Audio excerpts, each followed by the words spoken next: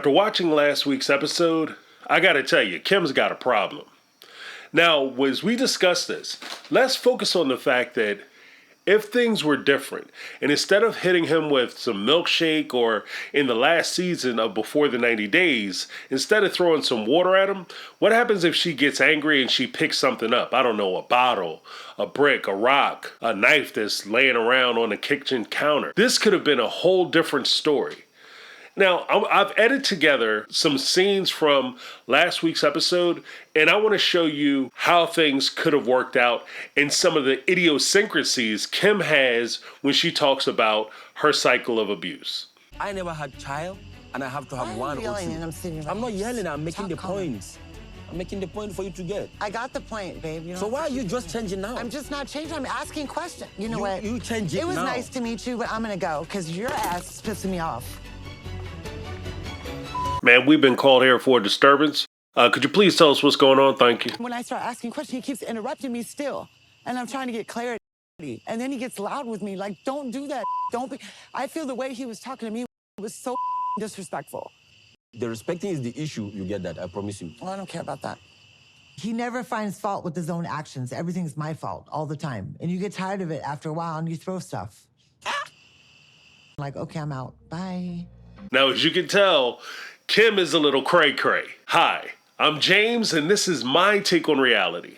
In this episode, we're going to be talking about Kim and how she's a prisoner of love, and how her abuse and abusive nature may go hand in hand, and explain to us why she acts the way she acts and why she thinks that this type of activity and this type of behavior is permissible. Let's get it. Now, before we get started, let's not ignore the fact that Kim's fiance, Usman, is 100% a Nigerian scammer. He's not coming into this relationship with clean hands. As a prime example of this fact, he brought his best friend or a friend of his to talk to Kim about adding an additional wife. Who is this guy? What is he about? What is he going to talk about?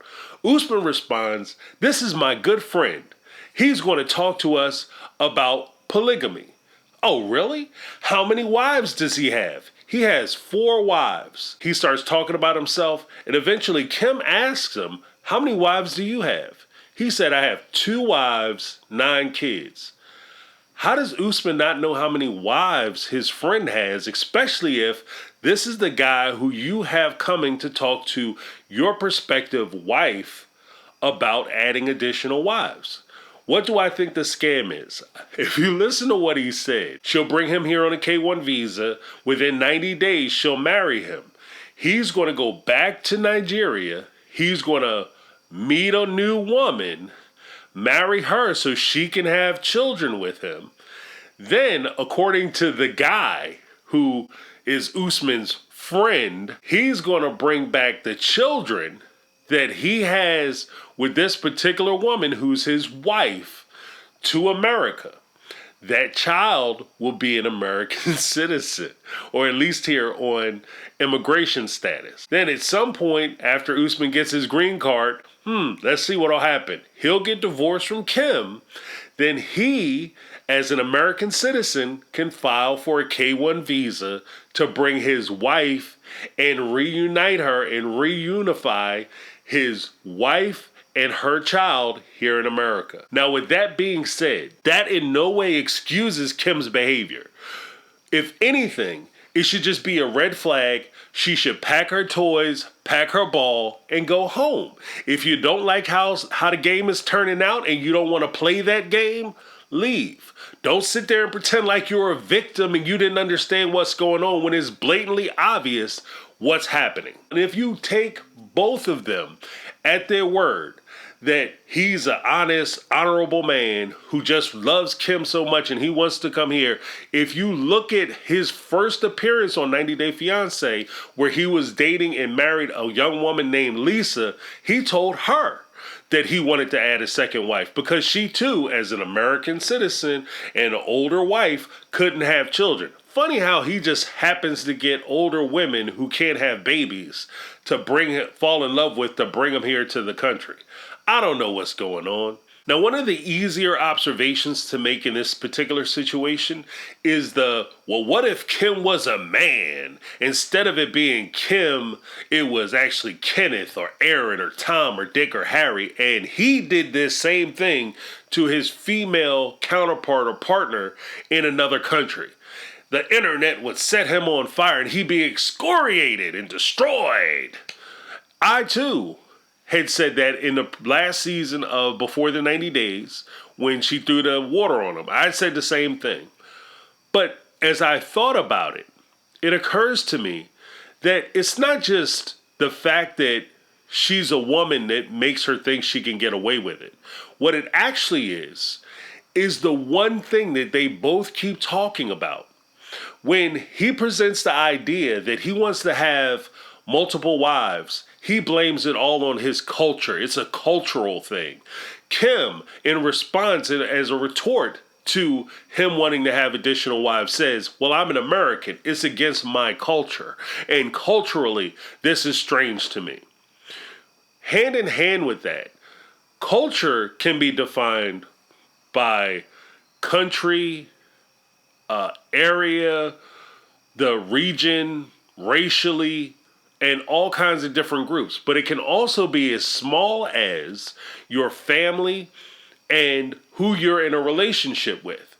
Those are also part of your culture, part of your traditions and belief systems and how they're formulated.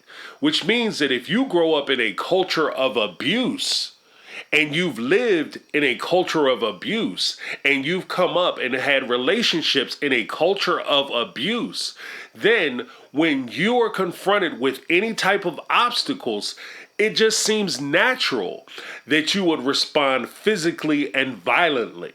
Because that's part of your culture. And from what I see with Kim and how she reacts to things and how she talks to Usman and how she just flies off the handle and she can get extremely violent, but then she expects Usman to chase after her after she just did something violent to him.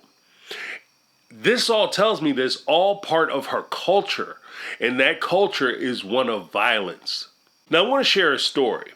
When I was a young man, I was dating a woman. We were on the phone one night and we've been going out maybe for a couple weeks.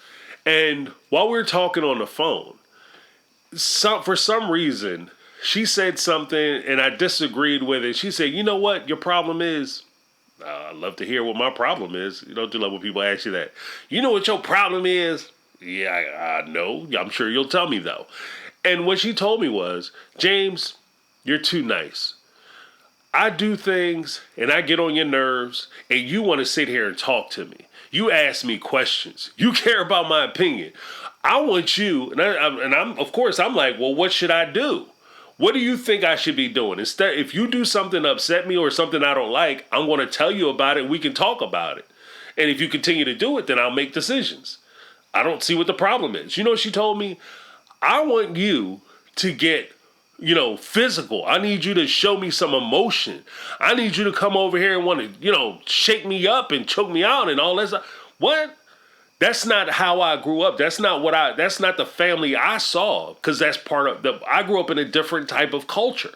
In my culture, in my household, the household I grew up in, my father would never imagine or dream of putting his hands on my mother in any way other than a loving and caring way, because he respected her. And he loved her and he cherished her and he wanted to make sure he maintained that relationship. Conversely, my mother was not the type of woman who was going to take an ass whipping just because this man come in and he's out of sorts. She's one of those chicks that would take it to the street first, and then after that got settled out there, she going to come in the house, she going to pack a bag and she gone.